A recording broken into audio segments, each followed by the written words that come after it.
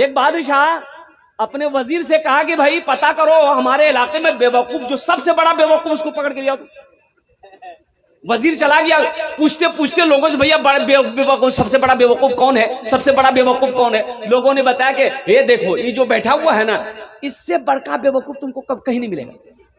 بولا واہ مل گیا، پکڑا کلائی پکڑ کے لے آیا، بادشاہ کے سامنے کھڑا کر دیا کہ اس سے بڑا بیوقوف کوئی نہیں، پورے علاقے میں مشہور ہے۔ تو بادشاہ خوش ہو گیا، اپنے گلے سے ہیرے کا ہار بادشاہ کھولا اور بیوقوف کو پہنا دیا کہ یہ میرے طرف سے انعام ہے، جاؤ گھومو پھرو، کسی چیز کی ضرورت ہو میرے محل میں آ جانا۔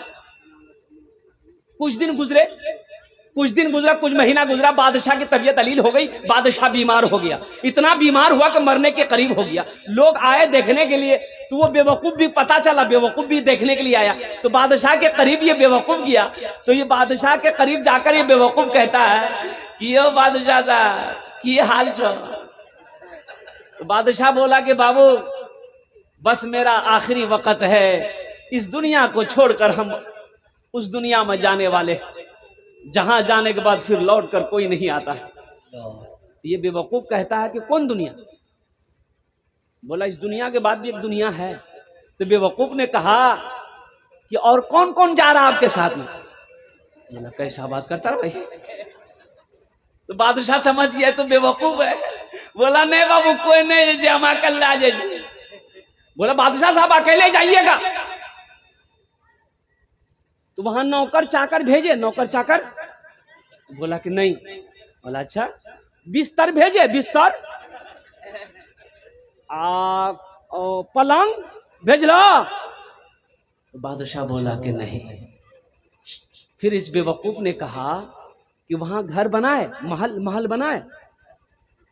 تو بادشاہ نے کہا کہ نہیں۔ یہ بادشاہ کی آنکھوں میں آنسو آ گیا اس بات سے۔ تو بادشاہ نے کہا کہ نہیں، محل نہیں بنائے، وہاں گھر نہیں بنائے۔ یہ بیوقوف اپنے گلے سے وہ ہیرے کا حال کھولا اور بادشاہ کو پہنا دیا۔ بولا ہم سے برکا بیوقوف تو آپ ہیں، ارے جانا ہے وہاں جہاں جانے کے بعد لوٹ کر نہیں آنا ہے، اور اکیلے جانا ہے، نہ بستر ہے، نہ کھٹمک پلنگ ہے، نہ سر سپاہی ہے، اور نہ گھر ہے، تو بیوقوف آپ ہوئے کہ ہم ہوئے؟ بادشاہ زارو قطار رونے لگا کہ حقیقت میں کون کہتا ہے کہ تم بیوقوف ہو؟ کون کہتا ہے کہ تم بیوقوف ہو؟ تم نے میری آنکھوں کو کھول دی۔ وہ بادشاہ سلطنت کو چھوڑا، اللہ کی یاد میں نکل۔ اللہ، اس بیوقوف نے میری آنکھیں کھول دی۔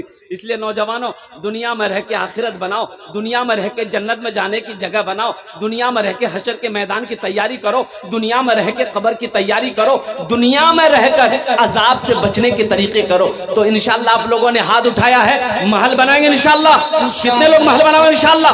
ہم 10 دعا کریں گے، ہم آپ کے لیے 10 دعا کریں گے انشاءاللہ۔ الحمدللہ ہم 10 دعا کریں گے۔ مجھے 5 آدمی اس مجمع میں چاہیے۔ کتنا آدمی چاہیے وہی بولو؟ 5 بھائی بولو کتنا آدمی چاہیے؟ ہم 10 دعا کریں گے۔ کتنی دعا کریں گے؟ 10۔ یہاں جو دعا ہوگی قبول ہوگی، جو دعا ہوگی مقبول ہوگی، ایسی ویسی دعا نہیں ہوگی، ایسی ویسی دعا نہیں ہوگی۔ ایک بڑھیا راستے میں گر گئی، ایک نوجوان موٹر سائیکل لے کے جا رہا تھا، دیکھ لیا رحم آیا، موٹر سائیکل روکا، بڑھیا کو اٹھایا، اے دادی اٹھ، دادی اٹھ، چوٹ لگی نا کہ اٹھ اٹھ اٹھ اٹھ، بڑھیا کو پکڑ کے اٹھایا۔ تو بڑھیا بولیے بیٹا جتنا جلدی تم ہم کو اٹھایا نا، ہم دعا کرتے ہیں اتنا جلدی اللہ تم کو بھی اٹھا لے۔ مجھے 5 آدمی چاہیے۔ کتنے آدمی چاہیے بھائی؟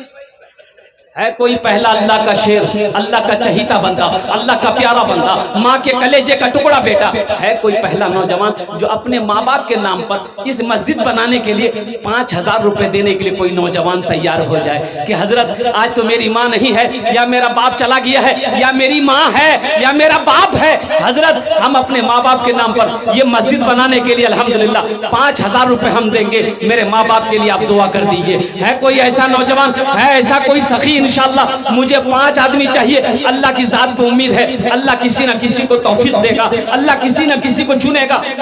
اے پہلا نعرے تکبیر! یہ دیکھیے ماں کا دلارا، باپ کا پیارا بیٹا